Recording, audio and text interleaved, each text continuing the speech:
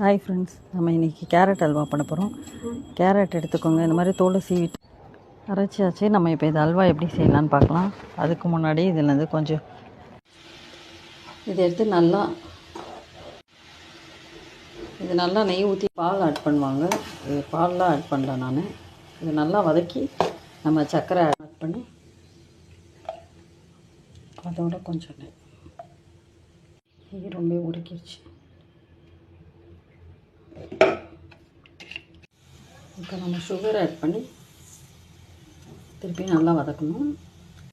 உங்களுக்கு தேவைன்னா நீங்கள் நிறைய நெய் ஆட் பண்ணலாம். நான் கொஞ்சம் தான் ஆட் பண்ணுறேன்.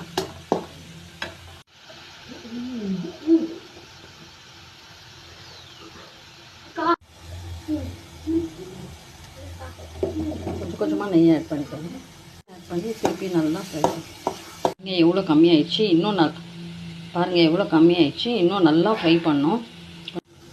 இன்னும் கொஞ்சம் நெய் ஆட் பண்ணி திருப்பி நம்ம ஃப்ரை அல்வா ரெடி ஆயிடுச்சு. நீங்களும் இது மாதிரி ட்ரை பண்ணி பாருங்கள். இதில் உங்களுக்கு எவ்வளோ நட்ஸ் வேணுமோ அதெல்லாம் ஆட் பண்ணிக்கலாம்.